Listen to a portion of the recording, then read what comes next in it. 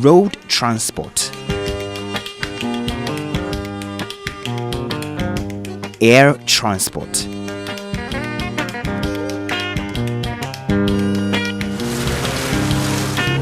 Water transport.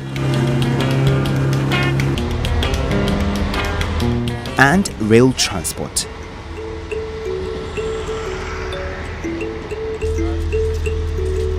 A good mix of these modes of transport is necessary for the development of every economy in the world. Ghana's rail sector has not been a strong complement in this transport mix.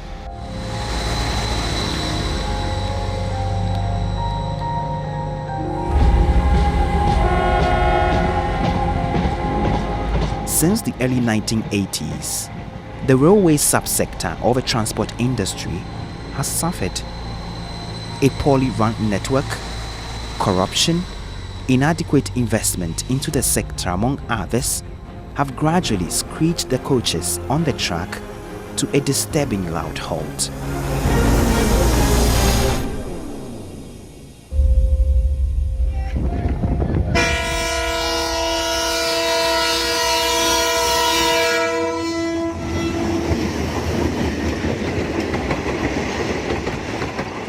There are young persons residents in Ghana who are yet to take a ride on a train. This is because they were born at a time when not many trains could be seen weaving through communities on these rails. Governments have over the years pledged to revive Ghana's railway sector, but it is yet to return to its lost glory. The Akufo-Addo presidency has also pledged to revive Ghana's railway. Is there hope for the sector? Ghana's railway in colonial times received the single largest expenditure item in budgets. Railway expenditure accounted for 31.4% of total public expenditure in 1898 to 1931. By 1930, 500 miles of railroad track had been laid in Ghana, and the rail network transported 759,000 tons or 1,518 tons per mile of goods and 1,336,000 passengers or 2,673 passengers per mile. Railway traffic collapsed in the late 1970s and early 1980s. In 1984, railways only transported 500 tons of goods and 2,900 passengers per mile of railroad track. Railways are mostly used to transport manganese and bauxite now, as these commodities are too bulky. Governments preceding independence and post-independence have all had different reasons for wanting to develop a certain aspect of a transportation system.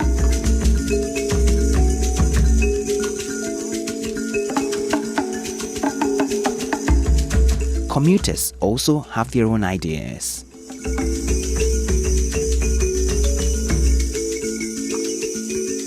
Senior lecturer at the University of Ghana, Dr. Ernest Agyemang, specializes in travel behavior, transport, and land use. So assuming we have other options for them, what would be the most likely options? And so what I did was to interview some 400 respondents, drawn primarily from 5 of the ministries, and then also largely from the Makola market. And the idea was to ask them what is the reason, the motivation for coming there at the time that I was conducting the survey. And then when they are coming, how do they come? Do they swim? Do they fly? Do they bike? Do they walk? What are the options available to them? And interestingly, one of the key mode of transport, of course, was the paratransit, what we call the trotro, in a system. So that was what a lot of people use when they're coming. And they gave reasons for using trotro. So one of which was availability.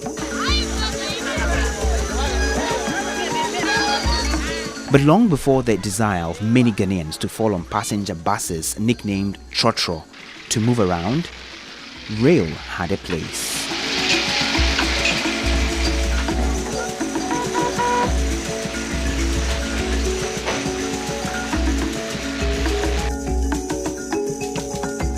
Operations began in 1899 at the Gold Coast Civil Service with headquarters in Sekandi.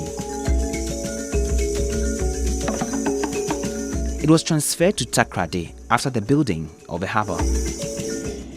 This whole development of rail started in 1898. There were different interests. There were some of the colonialists who wanted it to be used to develop mining, and there were some of them who wanted it to be used to develop agriculture.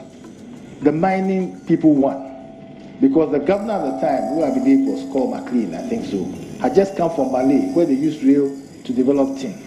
So they started from Sekendi in 1898. The chairman, by 1901, they had reached Takwa. By 1902, they had reached Obuasi. Before Governor Frederick got in Gettysburg, but during his tenure, 1919 to 1927, 28, that was where a lot of investments were done into rail. But the whole idea was to link up the newly constructed port at Takoradi with resource-endowed areas. And so the idea was to link the port with the interior, where you could find the timber or the gold or the other minerals. So that was the whole idea. It was originally meant for the ferrying of goods, essentially. Ghana's rail infrastructure is classified into three. The Western Line, that has major networks like the Sekendi to Takwa Line, Takwa to Hini Valley, Takoradi to Kojokrom, among others. The Eastern Line includes Accra to Achimota, Achimota to Nsawem, and Koforidua to Tafo.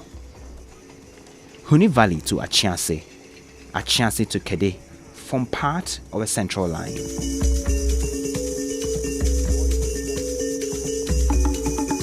The rail tracks consist of rails, fasteners, railroad ties or sleepers, and the underlying subgrade.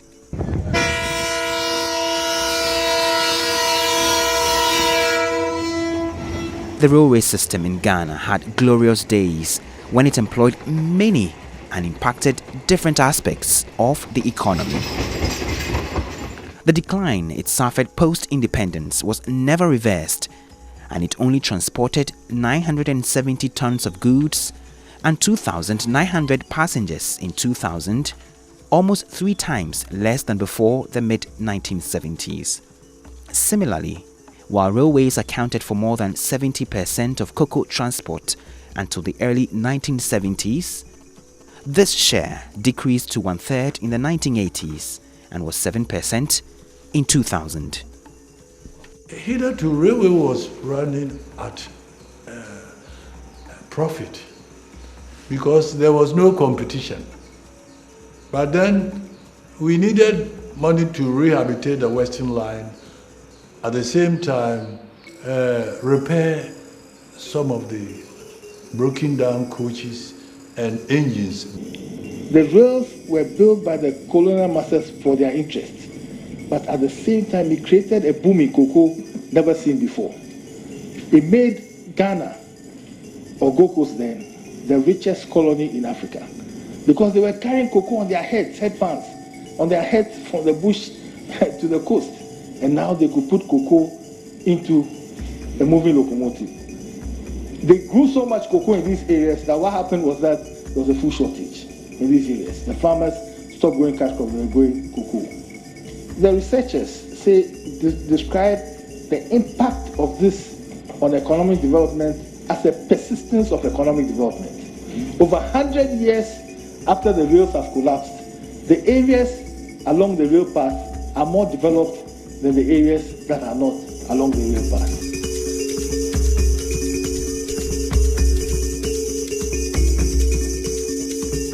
In the 80s, the railway had a workforce of about 10,000 workers. And though we heard of the good old days, in the 80s too was not so bad until from 85, 86 that the decline started happening due to lack of investment. You know, in 1983, the former chairman of the PNDC had some rehabilitation with the Indians. So they ensured that at least some minimal intervention into the railway sector happened.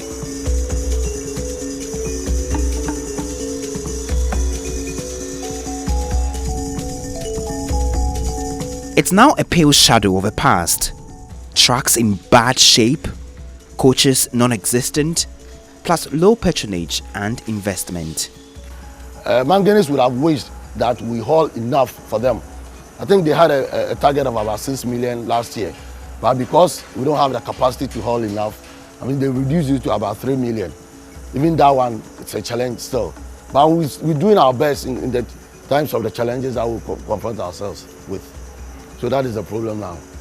Should anything happen to the line that we are working on now, it will be a challenge to pay salaries. So that is the situation. We are all hoping that the revamping that has been promised over the years will come on board so that we are sure that our jobs are secured. Railway was established in 1903 and they operated up to 2000 when MPP came to power. Then railway began to collapse. And then the express train which went to Kumasi with passengers never returned because the rails had been removed. They were also eager to put some investment into the railway. You see, it is the lack of it that resulted in them going for that alternative. And even currently, for about a period of about 11 years or 20-something years, we've stopped hauling the bauxite. And what do you want the manganese people to do? They have to use the road. And now we are still having that stiffer opposition with the manganese also. The railway as it is, it needs a heavy investment. And governments after Rawlings have chosen that path of not putting major investment into the railway. Vehicles therefore naturally become a relatively reliable alternative. These were used to haul goods like timber, gold, cocoa that hitherto were solely moved by rail from mining and farming areas to mainly the ports and harbors. It became so apparently because the playing field was not even. The playing field was not even in the sense that the Ghana Railway Company suffered. We didn't have much to haul, even what we are expected to haul. Do you see? So, I mean, as a business, you cannot also sit down for bauxite to fold up, for manganese also to fold up. You have to look out for alternative, and the alternative was probably the road. So, in a sense, they were right. But if railway that was actually put there to haul that thing was able to haul it, maybe they wouldn't have done that, because by allowing the road to do it, it was leading to the fast deterioration of the road. You will build a road today that will last for the next 10 years, 20 years.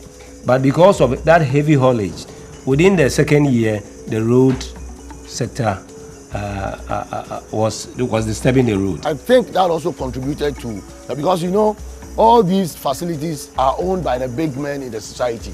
And I don't believe that if somebody is close to a government and he has bought so many trucks to come and haul all these things or to compete with the railway, he will advise the government to do that. And so we have had in the past the mindset that those people have contributed to our decline, because we see no reason why the railway, looking at its cost advantage and that sort of thing, government over government have not found it necessary to revamp the thing. And so that could be a factor.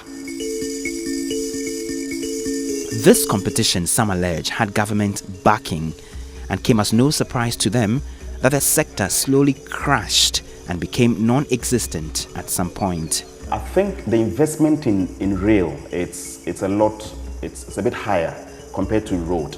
And obviously, because we already had road transport, the infrastructure was already in place. I guess it was a lot easier for governments to, as it were, follow the status quo, as opposed to that ambitious plan of trying to, as it were, diversify and bring other modes, especially in rail.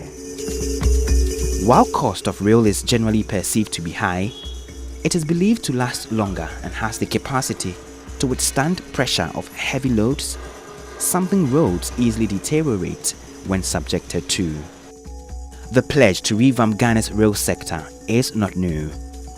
Governments have, since the inception of the Fourth Republic, have at different points pledged to invest millions, but often exit leaving things worse than they actually found it.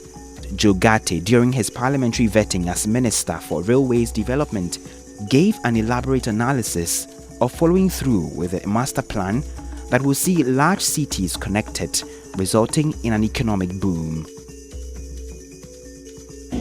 If we believe the research, which I do believe, because there's physical evidence, what will happen in Ghana if we agree to expand the railway is an economic explosion.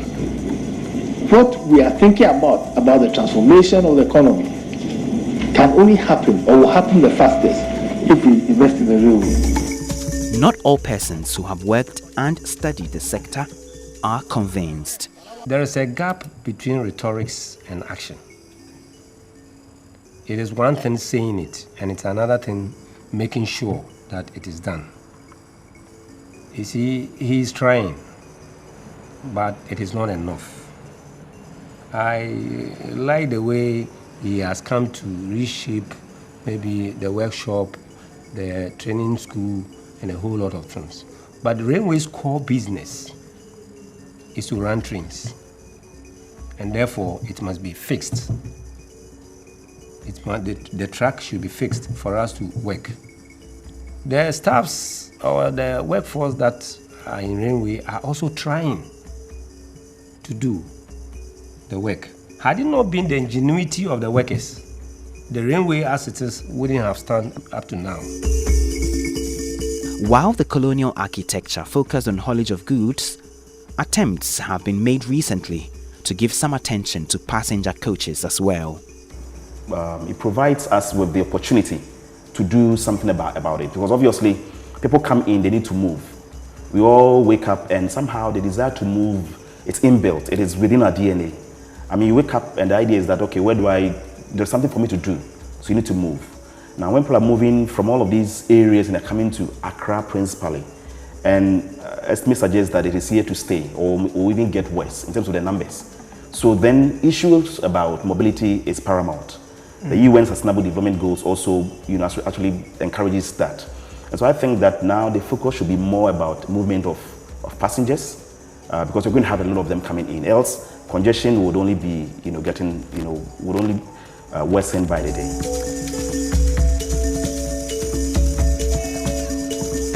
Government, however, maintains it has made significant strides towards its goal of boosting trade between big cities through rail development. With the assistance of Public Services Commission, we now have an optimum number of 78, to do a functional, railway service. So have requisite engineers in-house now, and we're able to do By the end of 2020, what will be your biggest achievement?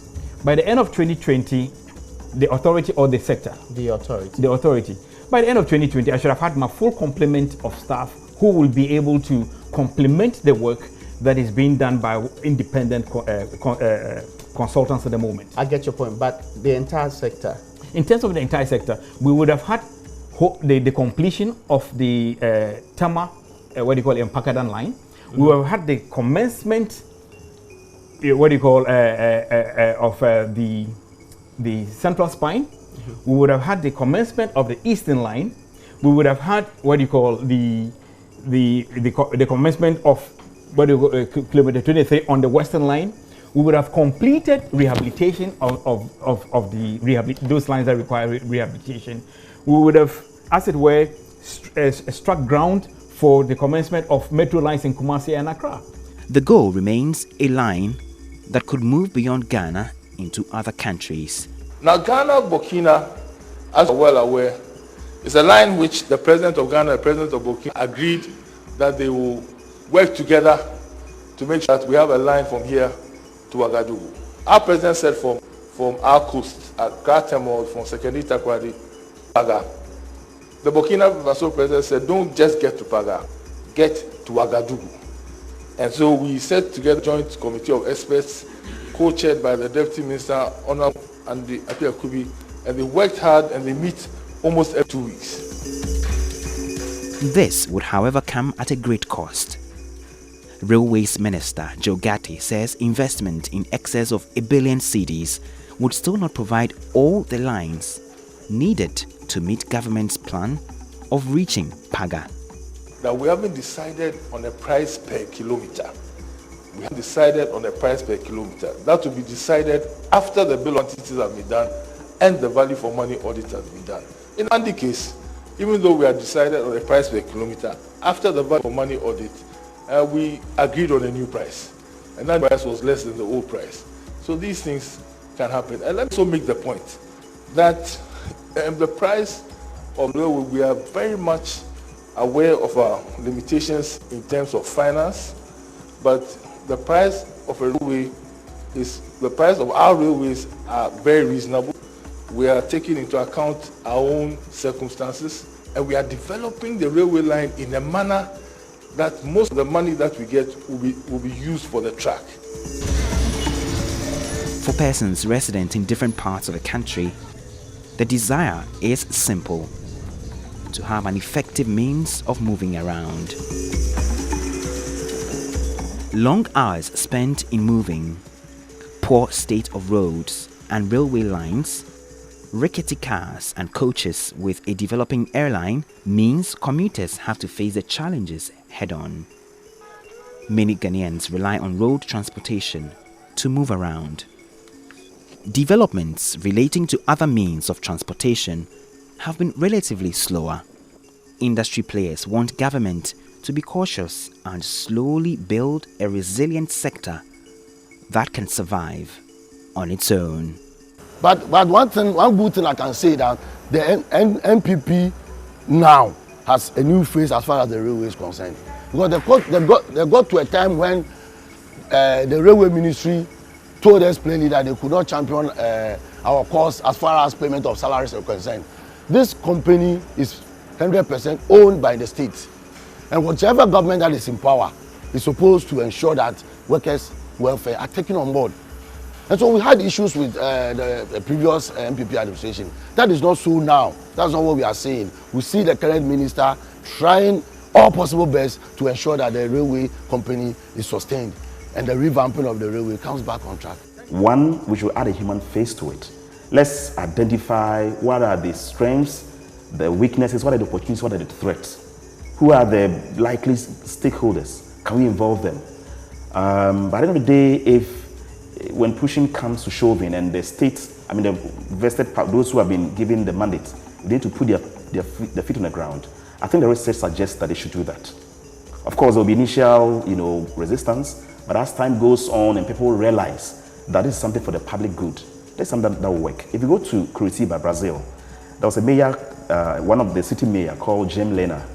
He built the city's BRT systems. After a while, he was, kicked out of office. But people agitated for his return. People missed him for the pragmatic solutions to their problems. So we vote for people for solutions. But I guess once you go in there are other considerations and power brokers and vested interests here and there. But I think the rail is something that can really alleviate a lot of the ails that we have in transport systems. And not only that, but also make the living a city worthwhile. In Africa, Kenya is an example. South Africa is also an example. You go there and you see the railway in every nook and cranny of the area. The railway is also a mode of transport for us. We don't understand why government keeps on building roads. And when it comes to the railway, they leave the railway to its management. If you have a board, its minister, and maybe its workers. You see, so that is what I want to see for the railway. And the minister is about doing same. I will congratulate him for everything that he's doing for Ghana Railway Company. But then, it must be swift. It must be swift, or we all risk collapsing this organization of ours. Governments will change. So will focus and investments in the transportation sector either increase or decline. Only time will tell whether rail will regain its lost glory or perhaps decline further. For now, The few tracks that are used remain the light at the end of a tunnel. How bright will it shine?